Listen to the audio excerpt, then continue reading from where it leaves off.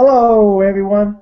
My name is Dan Skip Allen, and I am the host of the Profiles After Show. And boy, do we have a great show this week. My favorite actor of all time, a man I just cannot say how much I love, Robert De Niro.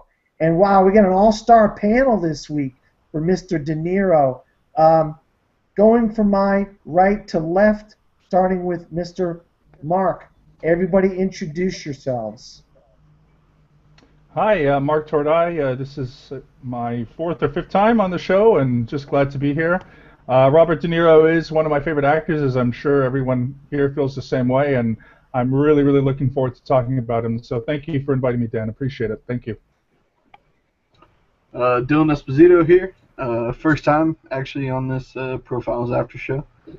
Uh, Always looked up to Robert De Niro.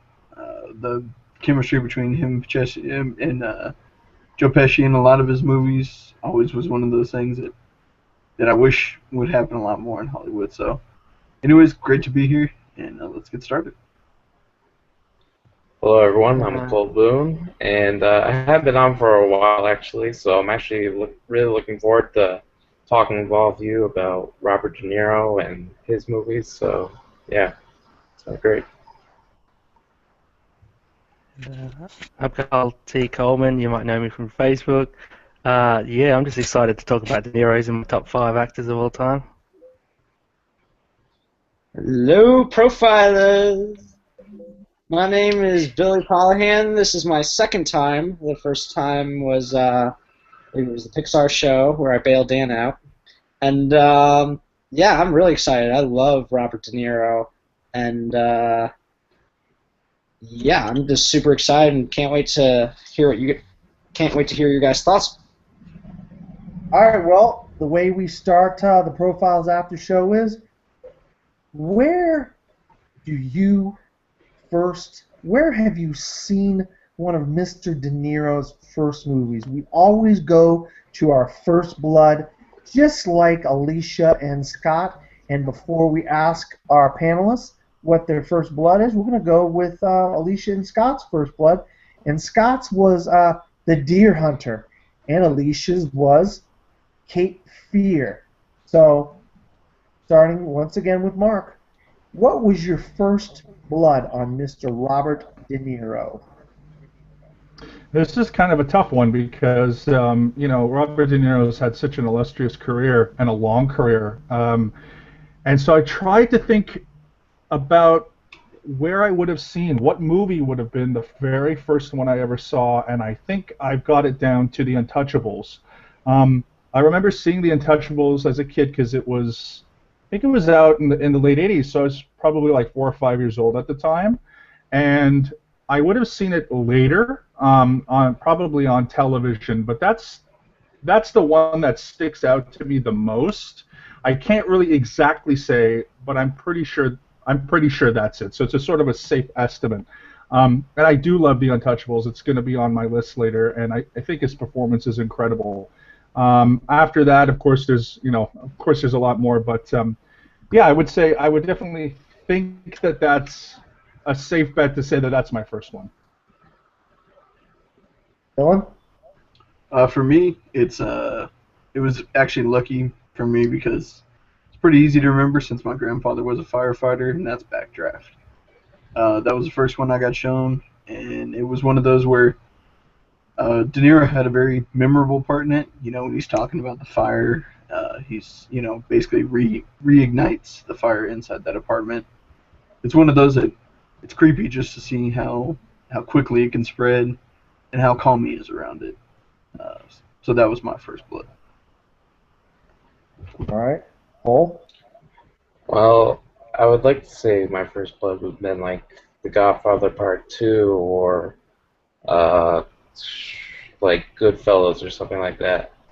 But I'm going to be truthful with you. My first blood was Shark Tale. Um, yeah, because I was a kid when I first saw it, and I didn't even really know who Robert De Niro was, but I knew he was a acclaimed actor, so that's my first blood. I'm not entirely sure what my first blood for him was as a in physical performance, but I just remember Shark Tale. He was good as the shark in that. Great as the shark in that. Yeah, and actually, I think it's the only time he's ever done an animated voice, like voiceover. So I thought that was pretty cool. But all? Yeah, I think it's hard for me to find out what was the best De Niro movie I saw, but I narrowed it down to five, which I think it might have been. We got Awakenings, Goodfellas, Cape Fear, The Untouchables, or Backdraft. So it's got to be one of those like early '90s, sort of late '80s kind of movies. Like Cape Fear stands out to me. Like I think I saw that on TV, and The Untouchables I think was one of those as well. Just the scene where he beats that guy with the baseball bat just like stood out to me. So probably that film. Yeah, one of the really underrated roles for De Niro. Really? Oh, my first blood with De Niro. Okay, this was really tough because, along with Jack Nicholson, he is also one of my favorites. But I really thought about this, and I had to dig back my childhood fears, and that was Cape Fear as Max Cady. I think that's how you say it. He still terrifies me. You'd have to get me in a right mood to watch Cape Fear, but yeah, that was my first blood. I did not really know who Robert De Niro was. All I knew was like he was the guy from Meet the Parents, who is like you head Walker. But yeah, I didn't.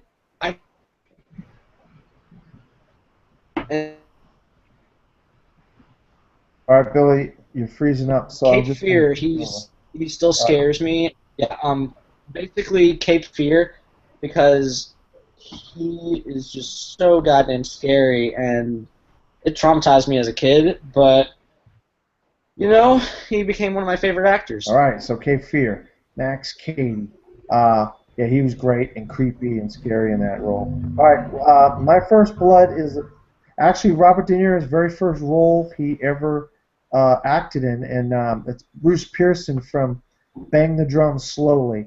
You know, most of the people on the panel know I'm a huge sports fan. I'm a huge Boston Red Sox fan. I'm a huge baseball fan, and as a kid, I just ate everything up sports, and this is a movie that was really a sad movie. Michael Moriarty and Robert De Niro play teammates, a catcher and a pitcher, and Robert De Niro's Bruce Pearson gets diagnosed with cancer, and so the whole movie is basically them dealing with his cancer. And needing a friend to help him get through his cancer and so forth. And they were called the New York Monarchs. Even though they look like the New York Yankees, they were called the New York Monarchs. But yeah, Bruce Pearson from Bang the Drum Slowly was my first blood. All right, now we're going to get into Alicia and Scott's Fast Five. And we know from watching profiles that Alicia and Scott's Fast Five, number 5, was the King of Comedy. Now, I'm going to go down the list of everybody, starting with Mark, like always. Do you have the King of Comedy on your Fast Five? And if you do, tell us where it lies. And if not, we're going to move on to the next person. Mark? No, I've not seen The King of Comedies, and I know it's one of those ones I should be, but unfortunately I haven't. Dylan? I don't have it on the list. I have seen it. It was a very close toss-up between what I ended up putting at 5 and between 6, but I went ahead and put it at 6. Cole? I haven't seen The King of Comedy, but I've heard nothing but good things, and I really do want to see it sometime. But no, it's not on my list. Dolph? Yeah, it didn't make my top 5. I'd have it at 6 as well. Like I contemplated trying to get it in there, but I just had 5 films that I thought were better. Billy? Oh my gosh. I hate to be the bandwagon, but yeah, I don't have the King of Comedy on, and it is also number 6. I put something very different for me, or for number 5, and All I right. don't know if you guys got it as well. That's fine. That's fine. I don't. I really thought about it hard, putting it in my Fast Five as well because I've actually seen King of Comedy, and it's a great movie. It's a movie. Rupert Pupkin is such an out there, oddball, crazy character. You got Jerry Lewis playing Jerry Langford. He's trying to get on the Jerry Langford talk show, and it's based off of Johnny Carson. So we heard Alicia and Scott talk about they try to get Johnny Carson to play the character because the show is a very similar show to Johnny Carson's show, and he ends up kidnapping him, and the whole movie is him trying to prove to him that he's funny and he's a comedian and he could be on the Jerry Langford show. And Jerry Lewis is like, "Man, leave me alone, you crazy maniac." I mean, De Niro has not done anything like this in his entire career. Has he done funny roles like Meet the Parents and Analyze This and Analyze That? Yes, he has. But nothing like this ever before and since has he done. That's what makes such an amazing character. But I do not have it on my Fast Five either. I just wanted to give a little bit of backstory of King of Comedy. Okay, so that means we are going to move on to everybody's right stuff, starting with Billy. This time we're going to Billy, Cathal, Cole, Dylan, and then Mark. Tell us what your right stuff is, your favorite Robert De Niro scene. Okay, well, my favorite Robert De Niro scene is in Raging Bull when he's in the jail and he just has a breakdown. I mean, oh my lord, I have never seen such a raw and powerful scene. And I saw Foxcatcher and I thought of Raging Bull. Like when Channing Tatum's having a breakdown, I have never seen Robert De Niro just put in so much emotion and just raw depth to that, and it always gets me. I always tear up. All right, Cathal. Oh, it's tough for me to choose. I was gonna go with the obvious Taxi Driver.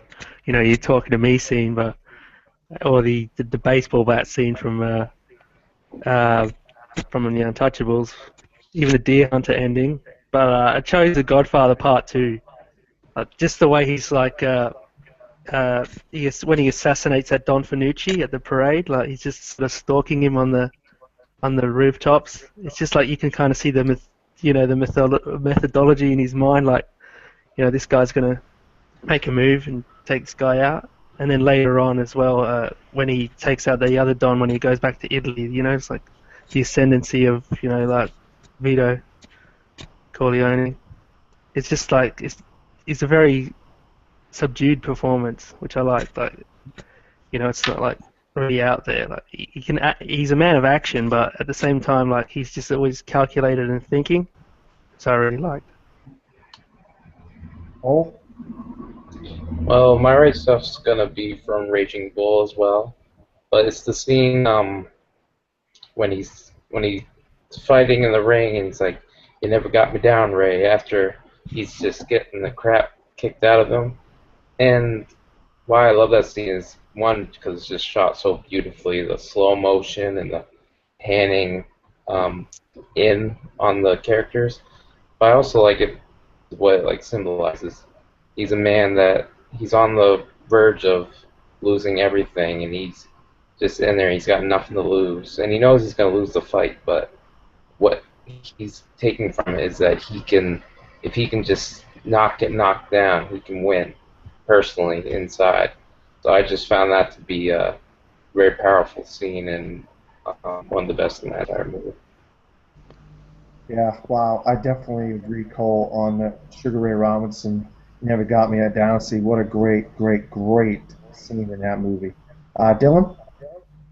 Mine's going to be from Goodfellas. The scene, right after they pull off the big heist, and specifically, they're at the party, tells everybody not to spend any money. And what do people do? Spend money. And you start to see the panic. You start to see the paranoid side. You start to see just how good, just from the little subtleties that he does, just slapping him in the face. And what did I tell you? How stupid are you? and just you start to see the unraveling of the character, and he conveyed it all within a 3 or 4 minute scene, and it was pretty perfect. Mark?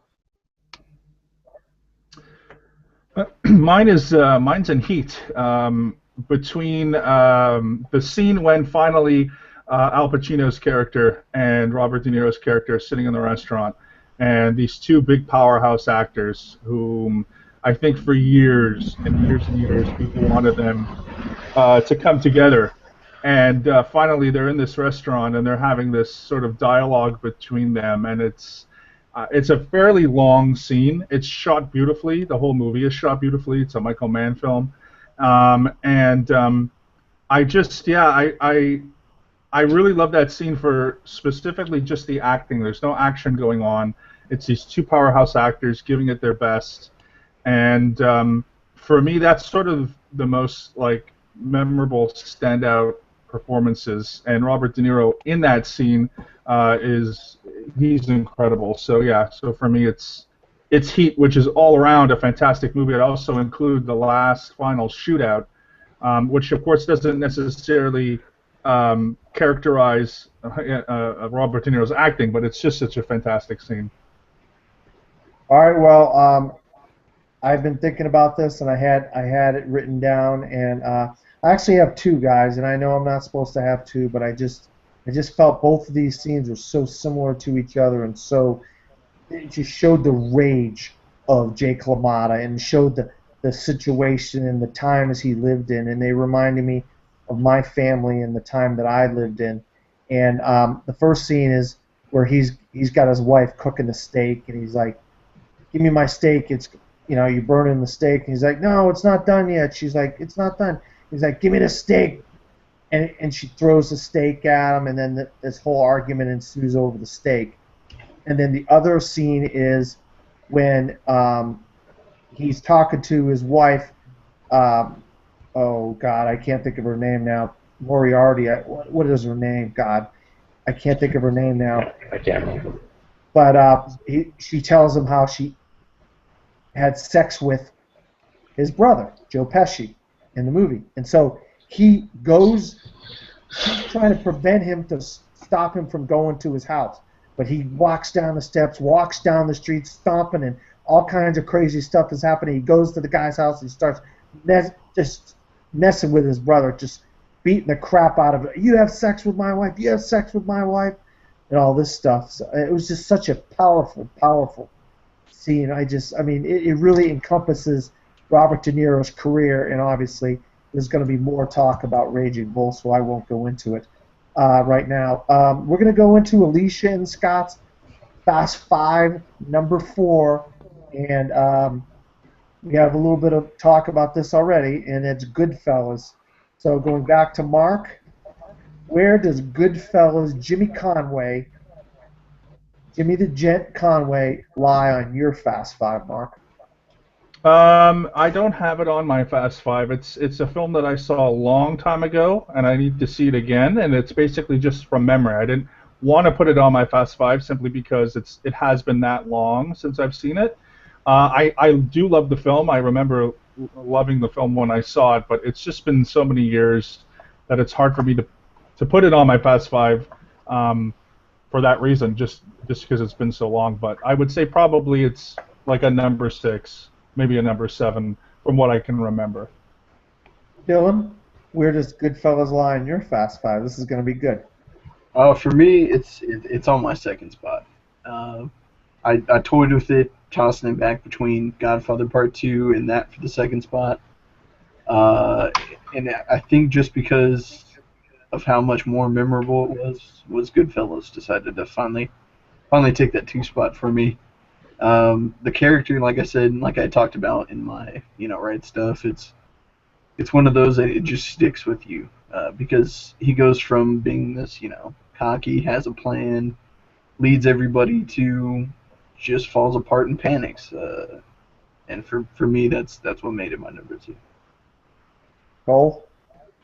Goodfellas is in my Fast Five, and it's the same as Scott and Alicia's. It's number 4. I've only seen it once, but it's one of my favorite movies I've ever seen.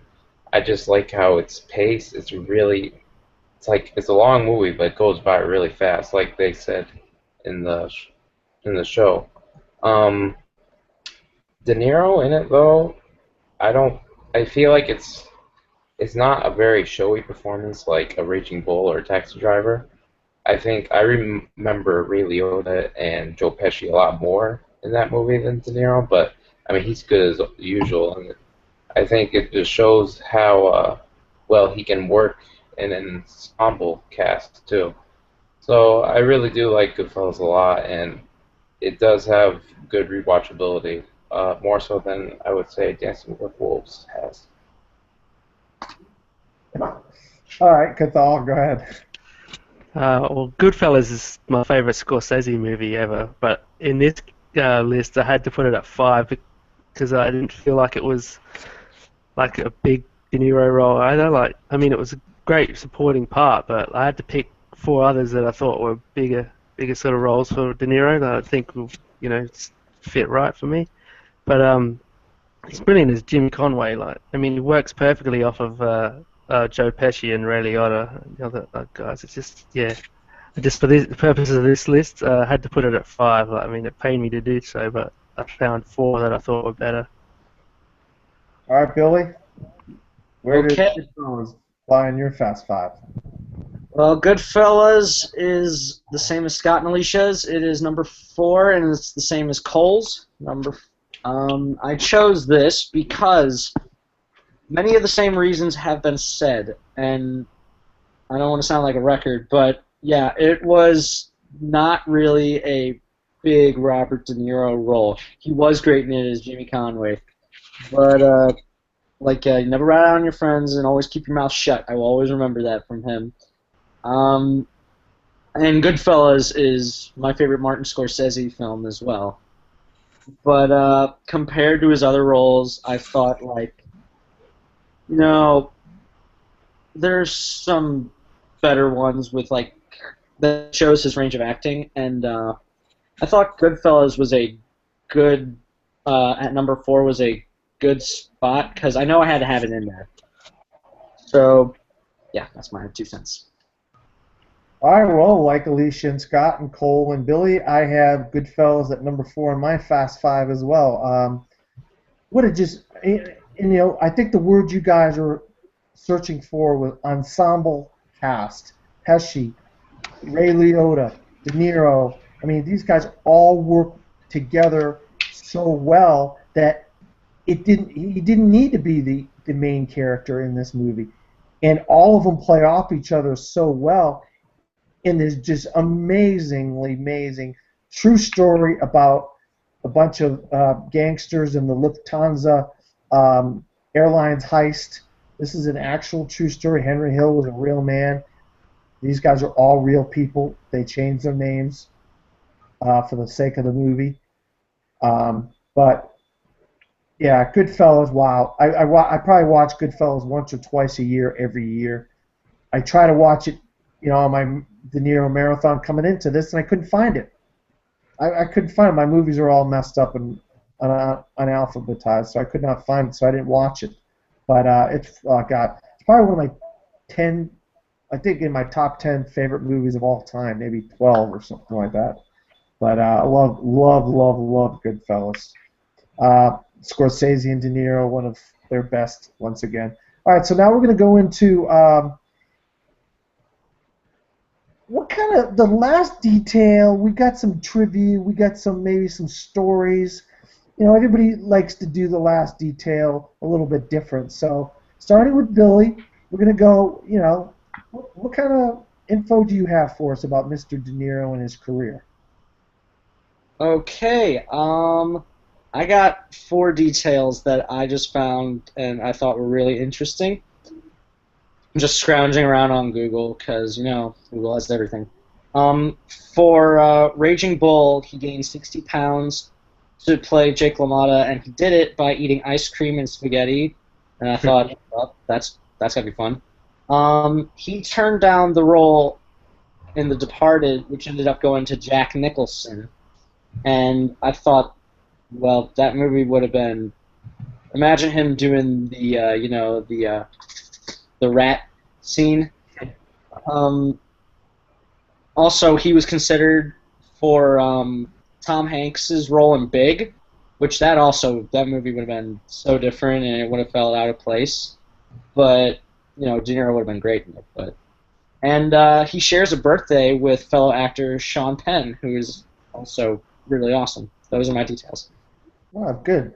That's all. You got anything? I don't really for have us? any. No, not really. I'm looking for something, but All right. yeah, Well. I didn't really prepare for that one. All right. Pass. Well, that's fine. That's fine. We'll go to Cole. What do you got for us, Cole? Well, I got a couple facts. Did you know that he spent 4 months learning to speak the Sicilian dialect in order to play Vito Corleone in The Godfather Part 2? So nearly all the dialogue that his character spoke in the movie was Sicilian. So I thought that was a pretty cool fact. And also, he was considered for the role of Harry in Home Alone, which obviously ended up going to his friend Joe Pesci. So those are my two facts. I thought that were pretty cool. Dylan, you got anything for us? One of them was actually the 4 months for the Sicilian dialect. The other one was when they were doing Frankenstein.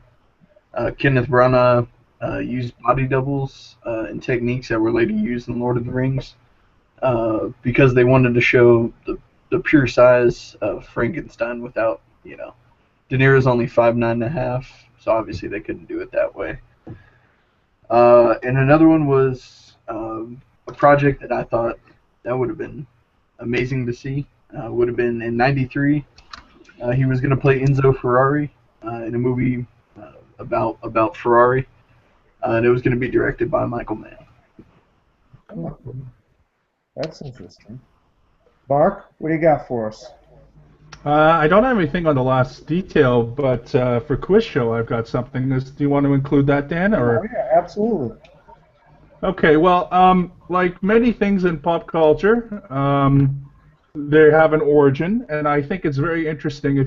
I'm a massive, massive fan, and Cathal knows this, of the original Twilight Zone, and the phrase "Are you talking to me?" actually originates from the original Twilight Zone.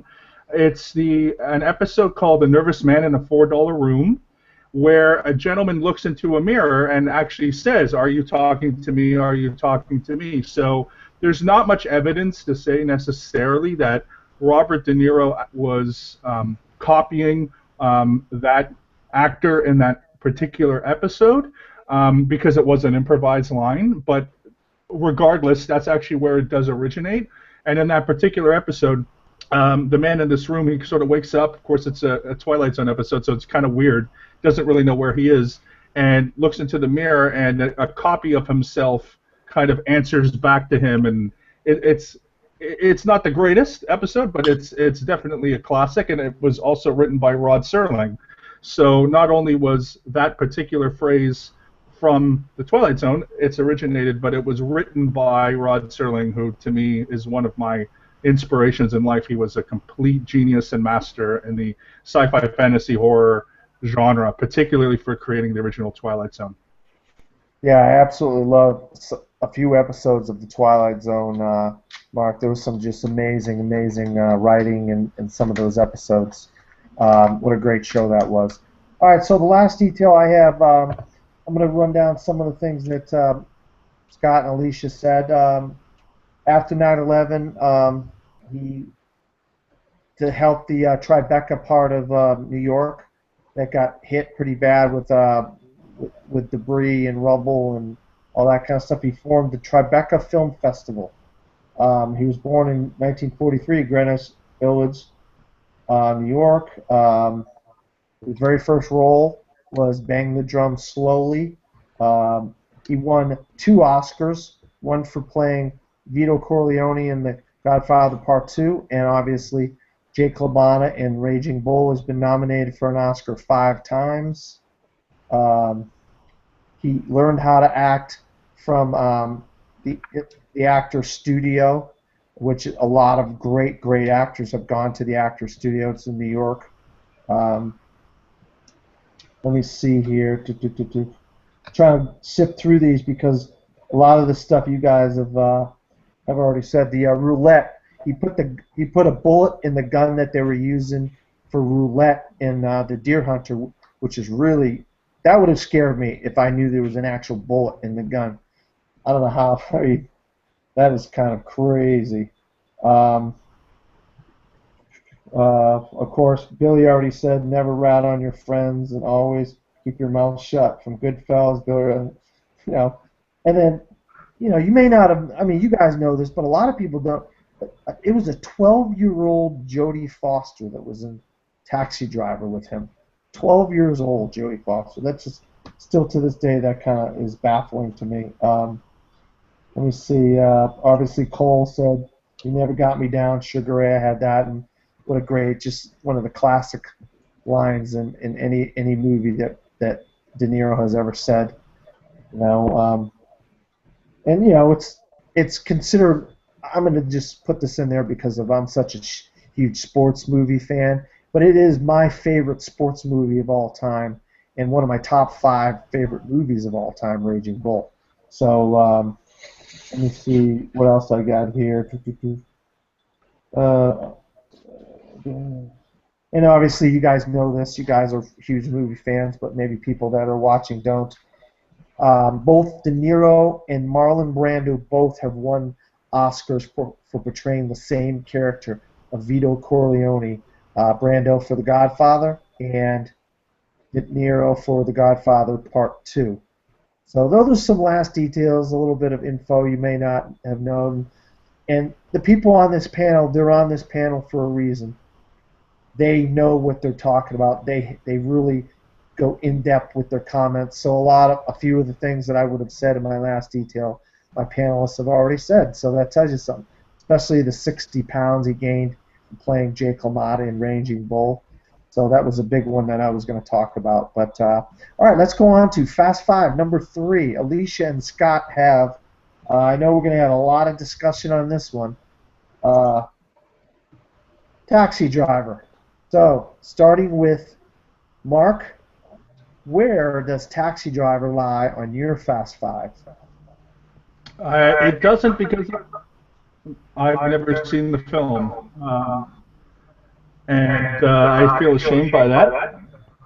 And I know I should be, but I can't put it on my list, unfortunately.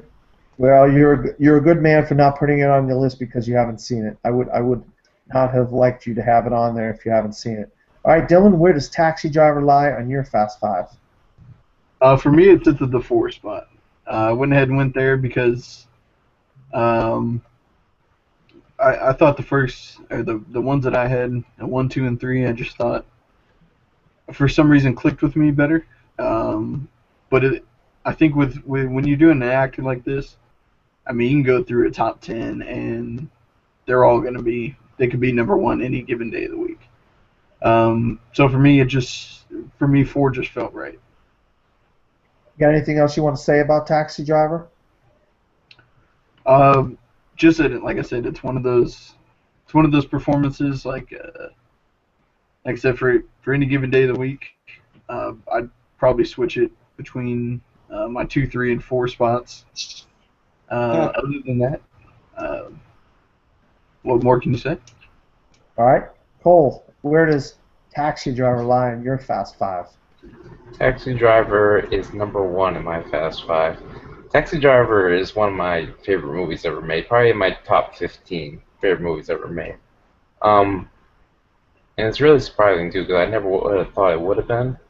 But when I saw it for the first time, I think last year, I didn't know what to expect. I thought I was going to be seeing this psychotic character do some crazy stuff. But it was a lot deeper than that.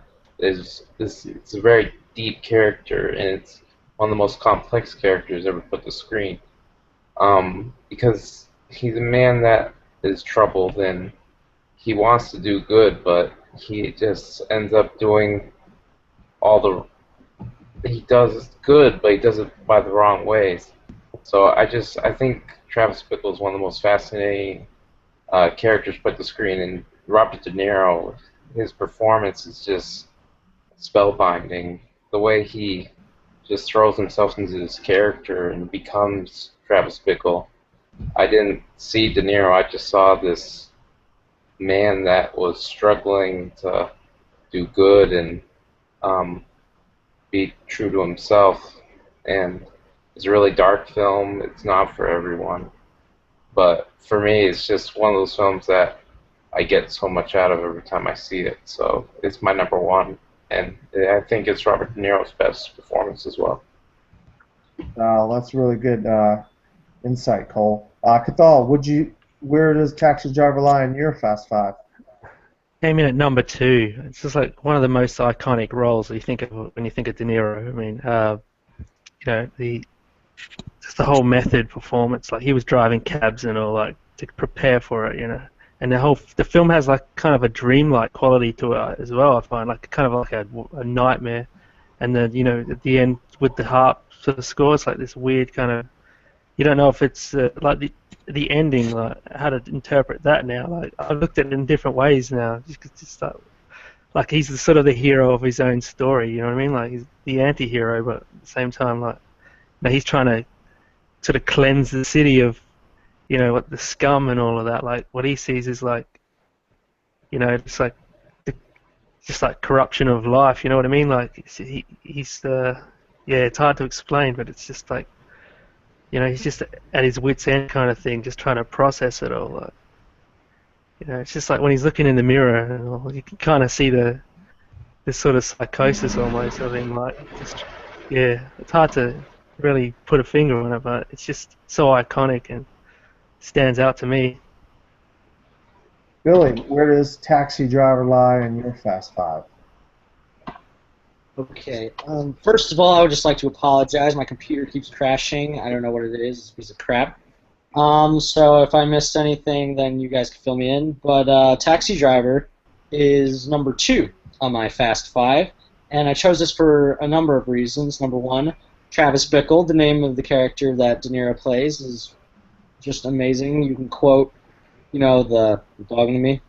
I ain't seen anybody else here. You're talking to me." They always come out at night, and then the final, actually when he's getting into shape, he gets the mohawk, and he makes the sleeve gun. I thought that was badass, and yeah, I had no idea that Jodie Foster was 12 years old when she did that.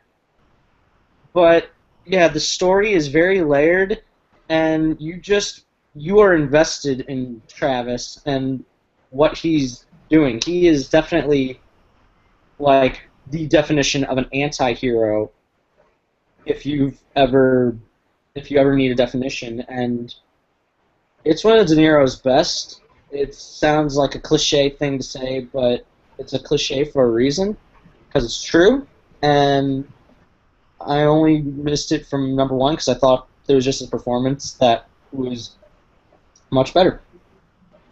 All right, I'm going to go with Cathal and Billy on this one, and I got Taxi Driver Travis Bickle at number 2 on my Fast Five. You guys have said so much about this character and this role, but it's just, part of this is just the grittiness of this movie, and just the gritty, the down and dirty, just the depths that De Niro is willing to go to just portray such a sleazeball and just a piece of trash type character, and the whole shaving of his head with the mohawk, and then taking his date to a porno movie. I mean, for their first date, who the heck does that, And then he's friends with a pimp, and the pimp's got a little girl, Jodie Foster. And then I think it was. I could be wrong about this, but I think it was like he drove a cab in New York for like 6 months to prepare for driving a cab in this movie, and that's part of what De Niro does. He gets into these roles. He's one of these actors that's what they do. They go do the things that the character in the movie that they're portraying does, and that's what's great about De Niro, is because you feel like he is that character. He was Travis Bickle in this movie, and him and Scorsese, they just knew, they just had a kismet with each other. They just knew how each other could work and what each other needed from one another to give great performances. And this is no better than any of the others. It's just such a great performance as Travis Bickle. Um, and I have it at number 2 on my Fast Five. All right, now we're going to go to the others. All right, now, a movie that Scott and Alicia do not have on their Fast Five that you have on your Fast Five. Just try to keep it brief. Don't go into it too much. But starting with Billy, what are your others? Okay, well, my others are at number 5. I chose Meet the Parents, even though you can argue that it is mostly a Ben Stiller movie. I would argue back that Ben Stiller would only be as good if actually scratch that. Ben Stiller and Robert De Niro were what made Meet the Parents such a classic, and I'm not sure if it's on there, but I chose The Deer Hunter as number 3, my Fast Five, and I love this movie so much. Just him and Christopher Walken. Oh my God! And it paints Vietnam, like the PTSD part of Vietnam, like really accurately. Now, the best Vietnam movie ever will always be Platoon to me, but The Deer Hunter, just the Russian roulette scene, one shot. That's all I need to say. And those are my others. All right, Cathal? Yeah, the same. So, Deer Hunter is my number 3 as well. Like, just a really subdued sort of performance from De Niro. You mean, like, you can, it's just a contemplative sort of character, till the end when he's trying to convince Christopher Walken to live and all. Like, it's heartbreaking stuff, It's like, and the scenes with him and Meryl Streep are just brilliant as well, It's just like this guy. They're throwing a party for him coming home and all, and he just like avoids it and all that, and he just wants to just be by himself and all that sort of stuff because he's just seen horrors back in Vietnam. It's just like such a brilliant performance. Like, you always think of De Niro as like flying off the handle and that, and yelling at people. Same with Pacino, but like they have every now and then you get the roles where they're really, just like the quieter roles, the more subtle sort of subdued thinking sort of roles. I think this is one of them. I mean, yeah, one of the best. What others do you have on your Fast Five? The only other film I have in my Fast Five that wasn't in Scott and Leach's is at number 5, Silver Linings Playbook. Silver Linings Playbook is one of my favorite movies just because it's such a great feel-good movie. And the entire ensemble cast has such good chemistry that you buy everything that the movie's throwing at you. And it was really refreshing to see Robert De Niro actually giving it a great performance again as Pat Sr. And the movie makes me laugh. It makes me tear up a little bit. That scene between him and Bradley Cooper when he's starting to cry, man, that gets me. So. I really enjoy Silver Linings Playbook. It's really rewatchable for me, so that's why it makes that number 5 on my list. Dylan, what do you have besides what Scott and Alicia have? The only other one that I have, like Mark had mentioned earlier, so I'm not going to go into it too much because he talked about those scenes perfectly, is Heat.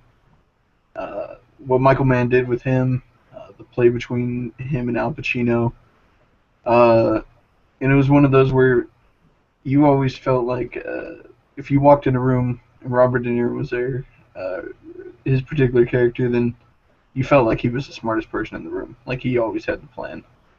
And for the most part, it worked out until it didn't. Well, Mark, I have a feeling you're going to have more than a couple in your Fast Five that aren't on Alicia and Scott's list. So go ahead. So the first one is that wedding movie with Amanda Seyfried. No, that was a terrible movie. And then that other one where he played a seance. I don't know. No, no. Red Number lights or five. something. Yeah, that terrible movie. Um, it was actually called The Big Wedding, and I forget what that seance movie was. Anyway, it doesn't matter. Number five for me, I had Silver Linings Playbook, and number one, I had Heat. Both those movies are incredible. Um, but a movie that I didn't put in my top five that would have been probably, again, like six or seven that he's in. I haven't seen it in a little while, and I can't remember how much he's in it, but is Brazil, and Terry Gilliam is like one of my favorite directors of all time, and I don't think he's in the movie for long as from what I can remember, but just that movie in general is just incredible, and Terry Gilliam is just a fantastic filmmaker, so I have to sort of mention that one. Like Cathal and Billy, I have the Deer Hunter at number 3 on my Fast Five. I mean, this is such a great performance. Robert De Niro plays Michael. The like Harvey, it's not Harvey. Christopher Walken. You got Meryl Streep. You got all these people. They're having a wedding, and he's just there, and then they're gonna go off to Vietnam the next day or the day or so, and he's just like the subdued. He's like the concrete, the cement, whatever you want to call it, of this group of people. And when he's at peace, he's up in the mountains hunting, and he's the best hunter they have. And I mean, he's a great shot. And and he gives oh God, I can't think of his name now. He's in Dog Day Afternoon and John Cazale. John Cazale. Like, you don't have your boots. I'm not going to give you my boots. You don't have your boots. Don't be. I'm sick of giving you. I mean, he's all about doing things the right way. He's the straight and narrow kind of guy, and he's like the whole thing that puts that movie together, and the whole trying to get Christopher Walken back from Vietnam after he's doing the whole Russian roulette thing for money and stuff like that. But that Russian roulette scene was just probably one of the greatest scenes in movie history. The Deer Hunter, I have friends that just absolutely love that movie more than anything. They just relate to that movie. It's in Pennsylvania. It's in coal country. It's the kind of working class characters, people that are from Pennsylvania, the Pittsburgh area, outskirts of Pittsburgh or whatever. But yeah, Michael, wow, what a just grounded but just realistic, powerful performance that Robert De Niro gives in The Deer Hunter. All right, so with that, we're going to go to number 2 on Alicia and Scott's Fast Five, and I think you guys already know what it is. It's Vito Corleone in The Godfather Part 2. That's young Vito Corleone in The Godfather Part 2. So, if you have young Vito Corleone from The Godfather Part 2 in your Fast Five, let us know where it is, starting with Mark. I have Godfather 2 as my number 2. I saw The Godfather, the original, just a couple months ago for the first time, and I watched number 2 just recently on Netflix. And the performances in both those movies are fantastic. I must say I like 1 just a little bit more than 2, but of course they're both masterpieces. They're both 5 out of 5 movies. And number 2 was just a really amazing, kind of an epic journey of this little boy who immigrates from Sicily, goes through Ellis Island, which is really interesting because even though I'm originally from Canada, one of my relatives went through Ellis Island. Didn't become a citizen because their final destination was going to Halifax, but I found that whole that entire scene just to be awesome. Like, it was just a very interesting historical scene, and just you see the rise of this this kid and them going back to Sicily and the play between what would have been at that time, I guess, current with Al Pacino, and then young Vito Corleone with Robert De Niro, and all of that was just, it was great to just see how he got into power. And then in the first one we see, of course, how Pacino gets into power, how his Michael, and yeah, I just think that they're both brilliant movies. They're masterpieces. They're like some of the greatest of all time. And just for me, as I said, I put Heat as number one, just a little bit though, just because I kind of know that movie a little bit more and had seen it later. But of course, Godfather 2 is incredible. Godfather 2 is a masterpiece. Robert De Niro is absolutely fantastic in that film. Dylan? I have it in the 3 spot. I put it there. Like I said, nothing against movie. I could flip flop 2, 3, and 4 all day. For me, it was, you got to see a very young De Niro play a role that, like Old mentioned, were pretty much completely in another language. It could have been one that would have been extremely hard to pull off, and yet De Niro pulls it off. And the reason he does is, when you're playing something in a different language, a lot of times you need to really, be able to convey through the audience through your facial expressions, which, he definitely does in Godfather Part 2. And also you get to see, like I said, the groundwork, like Mark had said, the groundwork of what becomes Vito Corleone. Cole?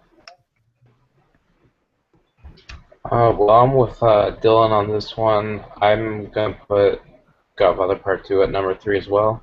It's a epic masterpiece of a film. And what I like about it so much is that when you've seen so much of Al Pacino, it's nice to go back to Robert De Niro's Vito Corleone. So I like how it just cuts back and forth. So it basically feels like 2 movies in one. And De Niro does such a great job, and it feels like it's a very subtle performance. It's not too much action. It's all about him rising up to power. So it felt believable. It felt like he was playing a young Brando, who he strived to be at that age. So I really do love The Godfather Part 2. I prefer The Godfather over Part 2, but they're masterpieces, 5 out of 5 films, and it's my number 3. Catal? Yeah, again, like The Godfather Part 2 it comes in at number 4 in my top Fast 5. I mean, it's a supporting role. I mean, I could easily sort of put it higher, but I just felt like there was 3 other movies that, had a more starring role for him. But Godfather 2, I think I liked a bit more than the first one, because it was like the 2 stories like sort of cut together. It's like 2 movies, like Cole said, but it's just that the parallels between Vito and then Michael as well, like this similar sort of characteristics, like just the calculating minds and all that, and just like the love of the family, like it's the family, nothing goes against the family kind of thing. And I just like that De Niro is just like, as Dylan said, just like speaking in a whole other language, but still like conveys the everything he needs to. Like it's just a brilliant role. I mean, he deservedly won an Oscar for that part. I mean, it's just one of the all-time great films and one of the great performances in it. It's like, that's all I can really think of at the minute. Billy, where does The Godfather Part 2 lie on your Fast 5? Well, this breaks my heart because there are so many De Niro films that I love, and this is no exception. Funny enough, I saw The Godfather 2.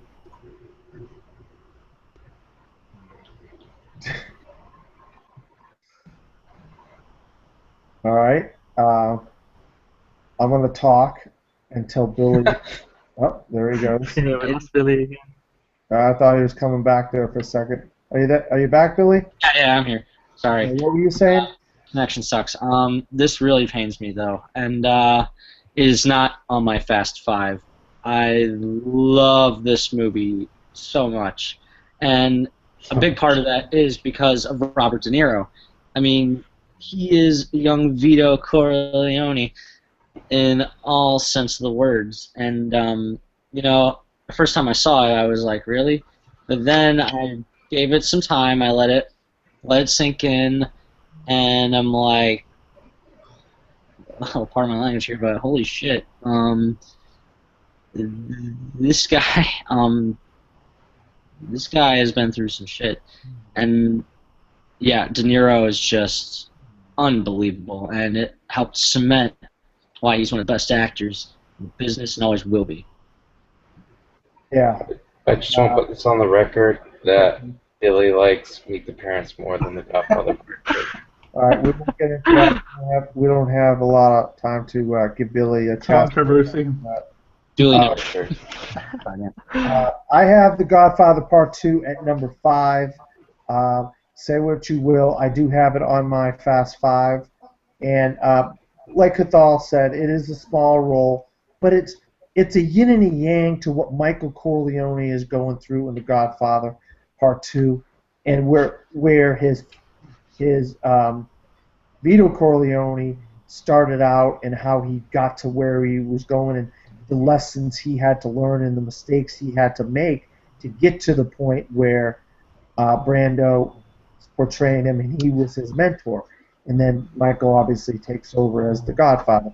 But yeah, he really gets into the character. He learns Sicilian to portray this character, and so you really get the feeling he's really Italian. Of course, De Niro, he's Italian, but that's part of what he does as an actor. He learns the things he needs to do to become these characters, driving a cab, boxing, so forth, whatnot. He gained 60 pounds. So all the different things he had to do to be these different characters, he did. And part of it is learning Sicilian to be able to portray young Vito Corleone. And you see him learning as the character goes on, and you see this performance. And it's definitely a great supporting performance, and he very definitely should have and could have and would and did win the Oscar for Best Supporting Actor that year. And that was just the tip of the iceberg of whether this Robert De Niro's career was headed after that. So yeah, I have The Godfather Part 2, Vito Corleone, at number 5 on my Fast 5. All right, now we're going to go outside our Fast 5.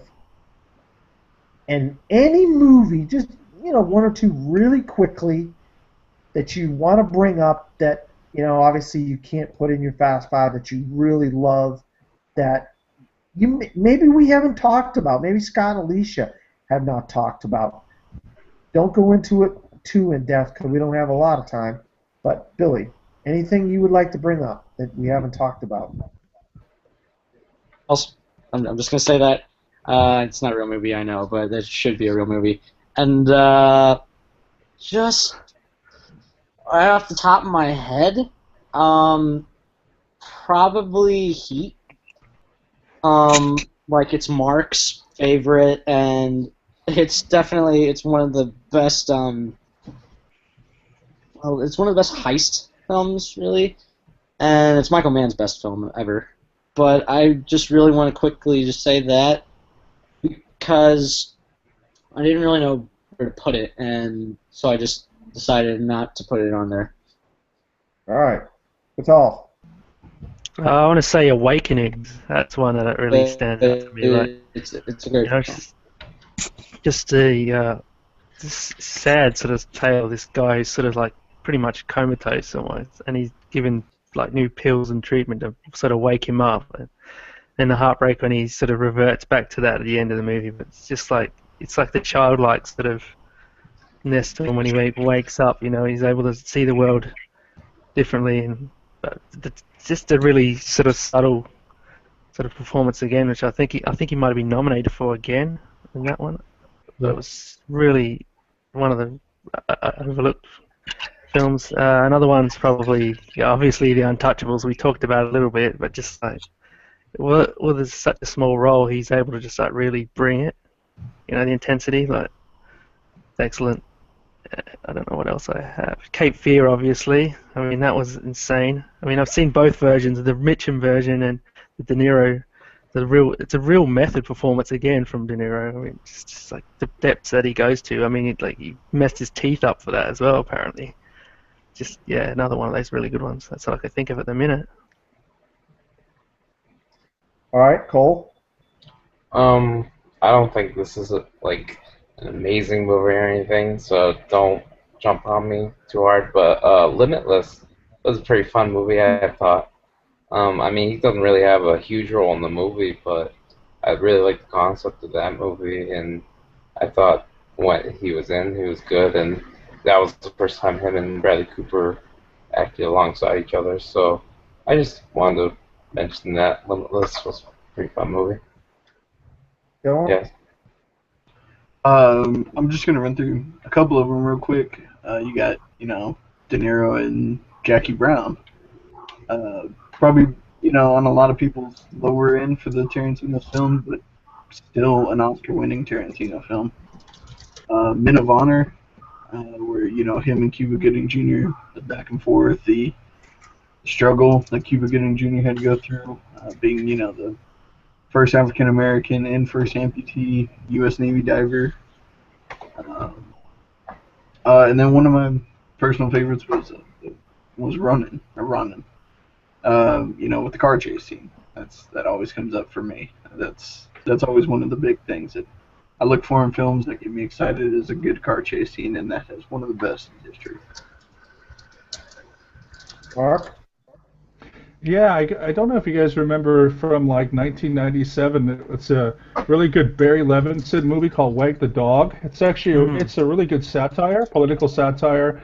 Basically, it's about a phony war where the U.S. goes to war with Albania, and it's got like Woody Harrelson's in it, and I think Anne Heche is in it as well. Dustin Hoffman. I another big fan of Barry Levinson's films. Diner's fantastic, Avalon's fantastic, and this is one of those that I would say are just a really good, solid movie. It's not the best movie you'll ever see, but the concept is really good, and Robert De Niro is also really good in it. And another one that no one has mentioned is a classic that I remember growing up was Midnight Run with Charles Grodin, I think it is. It's a really, really good movie. They really need. I think they really need to do something with it like today. It's one of those things where they could reboot it or do something to it. And I know that they had been for a little while, but it's actually a very underrated film as well. Well, Cathal and Mark took my two that I was going to talk about, Awakenings and in that run. Leonard Lowe, what a great performance in Awakenings. And you're right, it was such another comedy that his comedic work, Mark and the rest of the panel and those watching, he doesn't get enough credit for his comedic work. But it really shows what a full-bodied actor Robert De Niro is, because he can do everything: drama, comedy, action. He has done so many different roles. And Midnight Run, what a great movie. But I want to say a movie that we haven't talked about since Mark and Cathal took my arm. So analyze this, not analyze that, but analyze this. The first of the two. Very funny movie. He plays a gangster, and he has to get a psychiatrist. He has to go see a psychiatrist and stuff like that. So he plays a takeoff on roles that he has already done, or Al Pacino has already done. And once again, he knocks it out of the park. And it's a comedy about a gangster who has to go see a psychiatrist. And it's a very, very funny movie. But, all right, so now that is done. So, sorry, I'm just going through his filmography and I'm remembering films that I should talk about. Like, Angel Heart is a really underrated one. Mickey Rourke movie. Like, he has a tiny part in that, but it's memorable. Like, and even Casino, I haven't even talked about that either. And there was another one I was going to talk about. Oh yeah, Once Upon a Time in America. I mean, the guy's got ridiculously Liam's Day. Good for yeah. Well, yeah, Sleepers. There's another one. Everyone seen that movie? Oh, he plays yeah. a priest. Excellent performance. He's a priest. He plays a priest, right? No, my computer crashed again and I didn't hear it. That's right. He plays the priest in Sleepers, Billy. No. Oh, yeah. Another, I told you I'm a big baseball fan and a sports fan. I mean, since Cathal brought up a couple more, I'm going to say The Fan. I absolutely love the fan where he's a stalker and what's his face is like a Barry Bonds type slugger for the New York Giants, Wesley Snipes, and he's like stalking him and stuff. Kidnaps his daughter. Oh man, he's just great in that movie. I love De Niro as this crazy stalker fan. But we got to move on, and we got to get to Alicia and Scott's Fast Five #1. I don't even have to look over at my notes. All know what their Fast Five #1 is. I'm sure everybody's been chomping at the bit to talk more about Raging Bull. So this time it's Mark's turn to start first. So Mark, I hope since the last time we talked about this that you have seen Raging Bull and you have put it on your Fast Five. Please help me out here, Mark. Can't do it, Dan. I have not seen Raging Bull. I did not get a chance to see that. Yes, I have not seen Raging Bull or Taxi Driver. So I just can't do it. Yeah, sorry. It's just one of those things. I'll probably end up watching it soon, but my timing is pretty bad, I guess. All right, that's fine. We'll let you slide this time, Mark. Dylan, I'm sure you have Raging Bull in your Fast Five. I do, and it's the same place as Scott and Alicia. It's #1. For me, it's you see the pain that Jake LaMotta inflicts in the ring, and you see the pain that he takes out of the ring and inflicts upon his own family and friends, and it's one of those where it's not necessarily an easy watch. It's not one of those that other than for the fact that it's in my opinion his best acting role, that you would probably go back to. It's not necessarily a feel good throughout the whole movie, but it's not meant to be. This was based on the true story of Jake LaMotta and of course his family too. And like I said, it's in my opinion De Niro's best. Cole, I have a feeling you're gonna have a lot to say about Raging Bull. Yeah, Raging Bull is my #2 in the Robert De Niro Fast Five. It's the best boxing movie ever made. One of my favorite sports movies ever made. I actually saw it for the first time this year, too. So it hasn't been too long, but it really blew me away just how great he is in the movie. It's shot in beautiful black and white, which I love to see. The supporting cast is great. The boxing scenes are great, but it's really De Niro's movie, and just seeing the fall of his characters is tragic. And another one of my favorite scenes from that movie is the end when he's repeating the "On the Waterfront" speech that Marlon Brando gave, and that's just it's heartbreaking to see this character how much he lost and all he went through, and I adore the movie. It's so great, and it is a hard watch, like Dylan said, but it's one that I think every film fan should watch. So yeah, Raging Bull is my #2. Doll, where does it lie in Yeah, your Raging- Fast Five? Raging Bull's #1 for me. I mean, it's just one of the roles that defines the sort of method actor performance. I mean, and how many actors that have followed that kind of example. Like, I mean, a lot of actors have just emulated that kind of thing. Like, I mean, Michael Fassbender did it for Hunger. He lost weight to play Bobby Sands. I mean, Daniel Day-Lewis, of course, like, I mean, he inhabits a sort of the method performance as well. But De Niro really, if you look at performances throughout history, it's one of the movies you look at and say this like might have changed the game for a lot of acting. I mean, I know the sort of style has existed before that, but like that really sort of glamorized the whole process. And I just think the way he gained a lot of weight for that role and just captured it's just a magnificent performance. Like I remember the scene he's at the club and he's just talking and he's just like making a sort of a jerk of himself kind of thing, That's like I haven't seen the movie in years, but I remember that standing out, and just the way Scorsese shot the boxing scenes as well. It's just beautiful, and the black and white as well. It just helps. It just adds something to the performance as well. It's just one of the all-time greats. Billy? Raging Bull is my number one. It is one of the best boxing movies.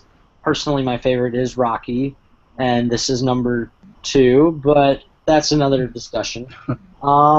Raging Bull, yeah, basically, you want to get the entire package of acting from Robert De Niro and a Martin Scorsese film, you watch this film.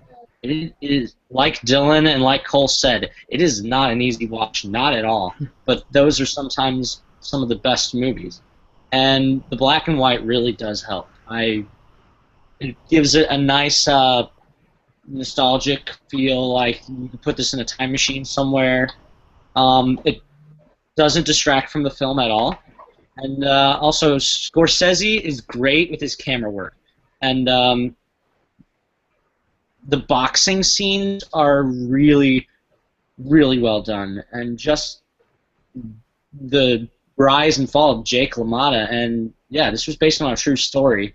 And that's really tragic, but it's also, like, it gave us one of the greatest performances ever. Also, AFI recognized it because Raging Bull is number 4 in the all-time greatest films. I just love this film, and I really don't know what to say about it. I don't know what to say what has been said. And, yeah, I could talk about it for hours, but, yeah, it's number 1. It probably always will be number 1. Yeah, just like Alicia and Scott, Dylan, Cathal, and Billy, Raging Bull is number 1 on my Fast Five, and it's no secret. Folks on this panel and other people know that Raging Bull is my favorite Robert De Niro performance. One of my favorite movies of all time. It's in my Fast Five of favorite films of all time. Robert De Niro is my favorite actor of all time. It's number 1 of my favorite sports movies of all time, and I have over 100 sports movies in my personal movie collection. I just love boxing movies, but this takes boxing movies, sports movies, Robert De Niro movies, whatever you want to call it, it takes it to the next level. The boxing scenes were everything that when Jake LaMotta was young, it was filmed in black and white.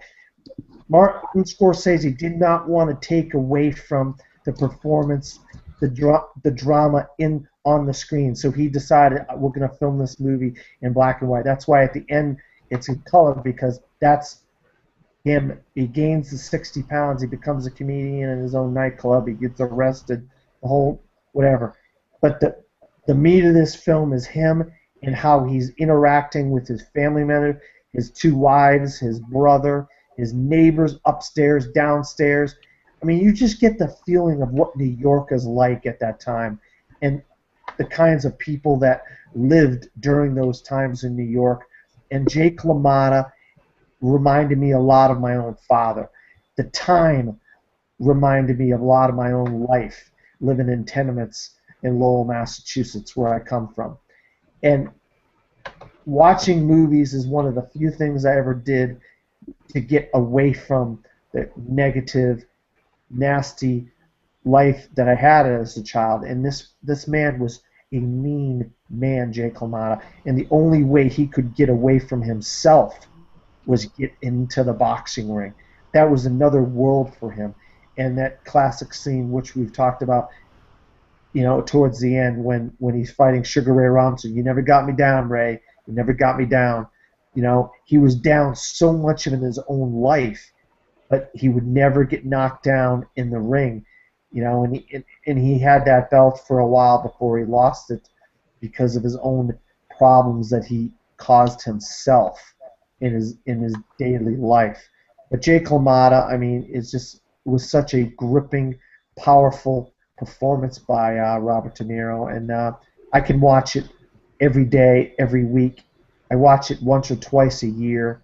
I was watching the whole Robert De Niro marathon before coming into this profiles, but I had just watched Raging Bull because we did a Martin Scorsese profiles not that long ago. So I watched Raging Bull again, and I watch it all the time. it's one of those movies. I never get sick of it. I could watch it over and over, no matter how tough it is to watch.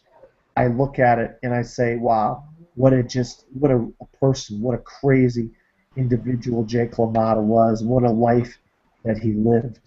Um, I absolutely love Raging Bull, and I love Robert De Niro, and there's not going to be a whole lot of people that are going to come close to being the greatest actor of all time. In my opinion, Robert De Niro is that, and one of those performances that makes him that way is Raging Bull, Jake LaMotta.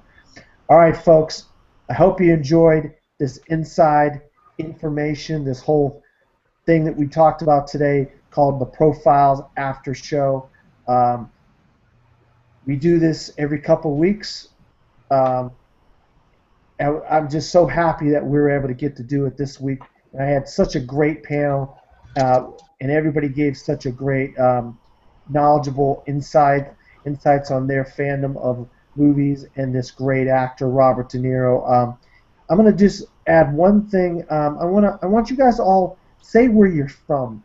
So future profilers who want to be on the Profiles After Show, we'll see how diverse our panels are. So starting with Mark, tell us where you're from and where you can be found. Where I'm from, as in like physically where I'm from? Is that what you mean, Dan? Where you're living right I'm currently living in southeast Queensland, Australia. As you can tell by my accent, I'm not originally from Australia, but that's where I'm living. And yeah, I'm originally from Canada. Dylan?